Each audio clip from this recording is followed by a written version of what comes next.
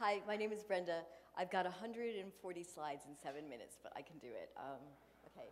Um, my project 888 is the first chapter of an ongoing project called the Itinerant Portraitist.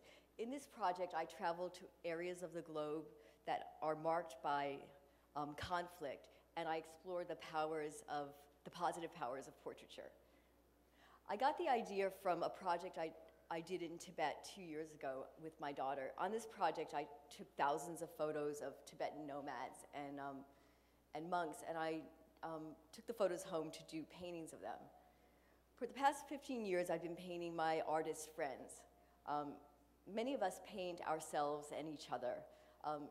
We're accustomed to posing. You could call us professional posers, and the gaze is often very external or very look at me. When I painted the portraits of the Tibetans, I noticed that their gaze was more internal or introspective, and this really interested me. So I decided to write a Fulbright to go to Taiwan and explore that kind of gaze, but I wanted to work from direct observation. I picked Taiwan because Taiwan has a large indigenous population that, much like the Tibetans, is outside of the mainstream culture. I also picked Taiwan because I was traveling with my 10-year-old daughter, who's a fluent Mandarin speaker, as my interpreter, and we like to work on projects together. She's really sweet and outgoing, and people really liked us as a family. I think they felt that we were not threatening, so we had access in a lot of places we may have not had access. And people also showed us great hospitality. She was also my headhunter, so her job was to find people for me to paint and talk them into it. In this example, this is some Dao people from a tribe on Lanu that had a shop that sold water and betel nut. And I would send her into the shop each day to buy water and kind of chat up. And eventually she talked them into letting me paint them. I painted 5 generations in this one family. The oldest person I painted was this 104-year-old woman, and it was a great privilege to paint her.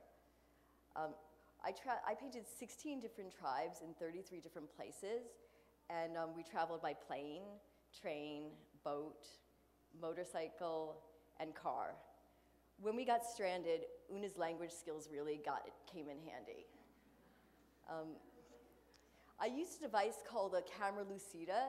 It was invented during the Renaissance. It's a prism on a stick that allows you to plot the points of a person's face. It's not a camera, it's just a prism on a stick. You use it for like 30 seconds to get the features in the right place, and then you take it away. I work with the sketchbook flat so that my subject can watch me painting, and they can watch the painting as it progresses. This kind of caused a two-way dialogue, and oftentimes they would tell me how they wanted to be seen as I painted them. So this was kind of interesting. I chose to paint 888 people because 8 in Chinese culture means prosperity or money, and I could talk people into being painted by telling them that if they posed, they would get rich, and that made it easier to get subjects. Eventually, the project got so popular that we had to hand out tickets like in the deli, you know, when you're getting the meat, so that people would know when it was their turn to avoid chaos. And I had to open up the project to all people living in Taiwan because it was really hard to draw the line. And people actually started to figure out where we were on Facebook and find us there and come to get painted, which was pretty exciting. The bonds that developed between myself and the subject were really deep. It was like we'd been on a journey together. And I found that in like this digital high-speed age, the kind of attention that you give someone in the slow and immediate of the painted portrait actually is really longed for. And the friends I made, I've got like 500 new Facebook friends. Most of the Aboriginal kids have iPhones and they're on Facebook, and it's just ironic that I keep up with them now that way. Recently, my oldest subject passed away, and they contacted me on Facebook to ask for photos of the project, and I felt as though I had lost a family member because I'd made such a connection. As I traveled around Taiwan, I showed people the sketchbooks, and they got to know people from different cultures through flipping through the pages. So it actually was interesting how it brought people together. I had each subject sign their portrait. The signature in Chinese art is often part of the art, and so that made the project into a collaboration. It also was like they were signing a contract, like they approved of the portrait. And I got certain information from the signature, not just how big or where they signed, but also did they write their English name, did they write their Chinese name? Oftentimes, older Aboriginal people wrote in hiragana. That was the Japanese syllable system that they learned during the Japanese occupation. And then many Aboriginal people didn't write at all. I took a photo of each person holding their painting. That raised a question of which was the art, the painting or the person holding the photo of the person holding the painting. It also gave you some information about what people thought about their painting.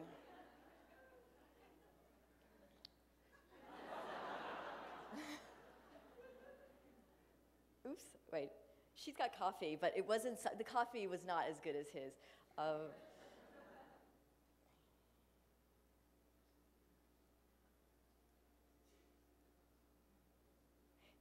Traditionally, painted portraiture is reserved for like the rich and the powerful.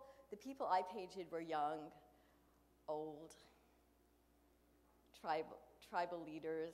Oops, this thing doesn't work so well.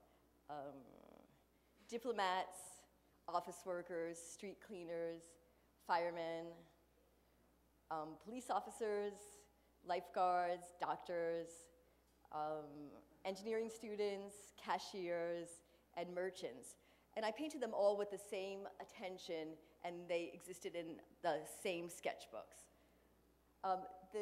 The work was installed in the Museum of Contemporary Art in Taipei in a multimedia digital installation that included elements of traditional art, performance art, and conceptual art. It had a digital sketchbook that when you turn the pages, it told stories about each subject. A map of Taiwan showing our journey and showing each portrait and when it was painted. A movie showing the highlights of the tribes and the locations, the actual watercolors, and a kind of sound and image installation. An interview, and then this was a signing wall in honor of Taiwan's 100-year anniversary. I had 100 signatures flashing and recombining.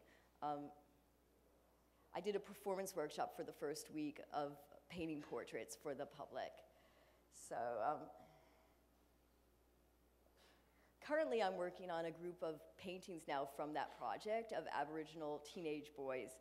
This work will be shown next month, actually in 2 weeks, at the Taipei Economic Cultural Office on 5th Avenue and 42nd Street, so hopefully everybody could come.